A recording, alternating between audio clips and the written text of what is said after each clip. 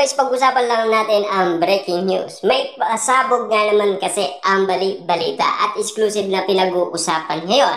Catherine Bernardo at Mayor Mark Alcala may resibo na nagdi-deny pa ba? Grabe nga naman kasi ang inala ng karamihan.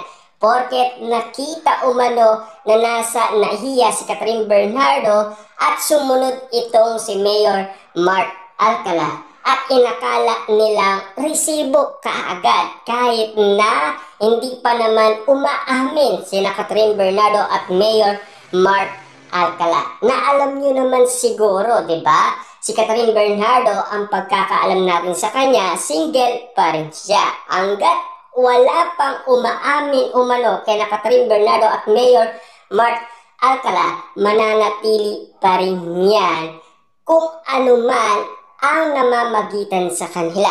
Ang pagkakaalam lang natin, nanliligaw lang itong si Mayor Mark Alcala.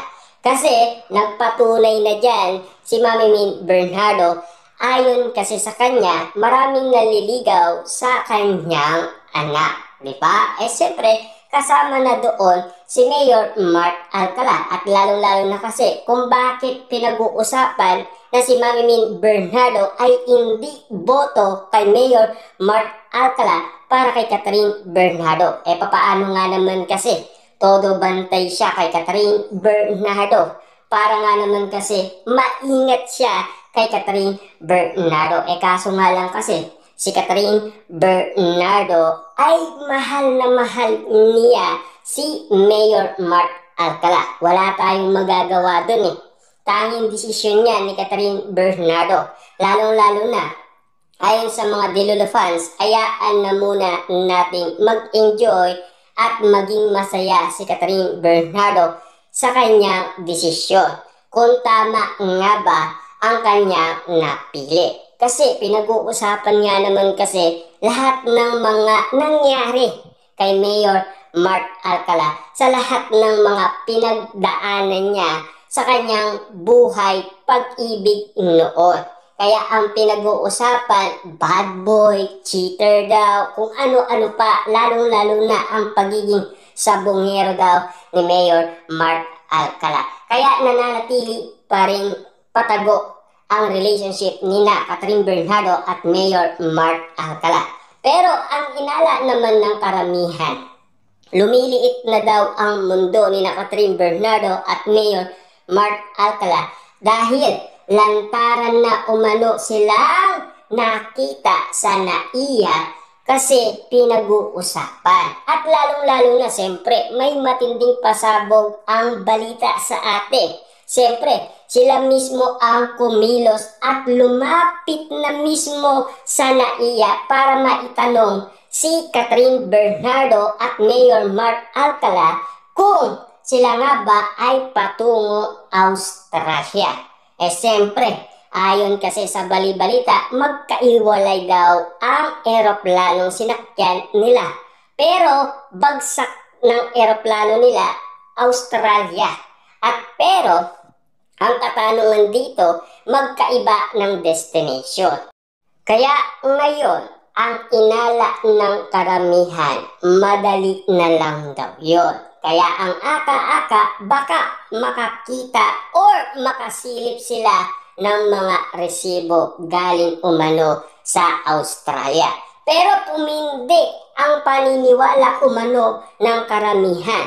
Bakit? Siyempre sa kapatid umano ni Mayor Mark Alcala. Ang inala nila kasama ni Mayor Mark Alcala ang kanyang kapatid patungo umano sa Australia.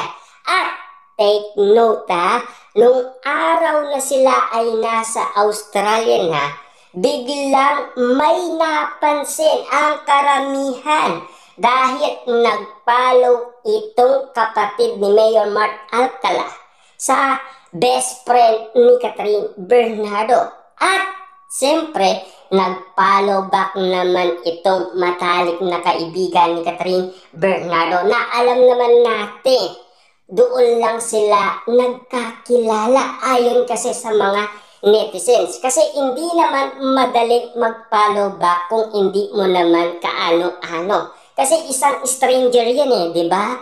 Lalong-lalo na, sino ba to?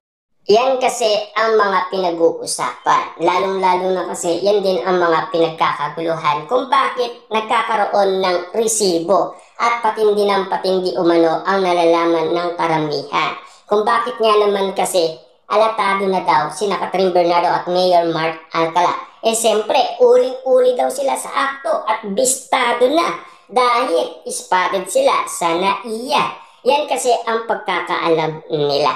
Pero ang usapin ng mga tao, kung naiyak nga ba yung si Catherine Bernardo ay spotted. Pero ang pagkakamali kasi ng karamihan, iba, hindi kaagad sila nagtitiwala umano sa balita.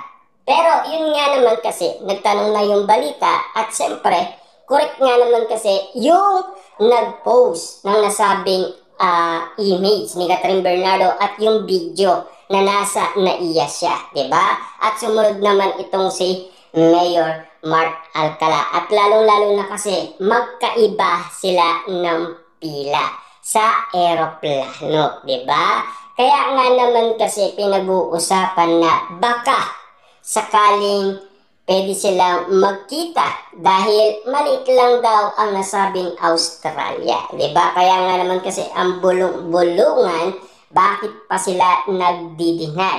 Eh baka sakali ang gusto nila privacy, bakit tayo makikialam doon? Buhay ni Catherine Bernardo yan, buhay yan ni Mayor Mark Alcala. Bakit hindi muna nating ayaan silang maging masaya at maligaya? Eh kaso nga lang kasi, di ba, inaawat at ayaw nila kay Mayor Mark Alcala. Kasi isang red flag daw ito. Marami umanong chismis umanong pinag-uusapan or haka-haka tayong naririnig at sa mga kumakalat na chismis. Siyempre, ang iba naman sinasabi, hindi ba sila proud kung aminin nilang sila na? Pero bakit nila aaminin? Hindi naman nagmamadali si Catherine Bernardo. Kailangan niyang pag-irapan ang isang Catherine Bernardo, di ba? Yan kasi ang isang proseso ni Catherine Bernardo. Di lang natin alam kay Catherine kung ano nga ba talaga ang issue sa kanila ni Mayor Mark Alcala.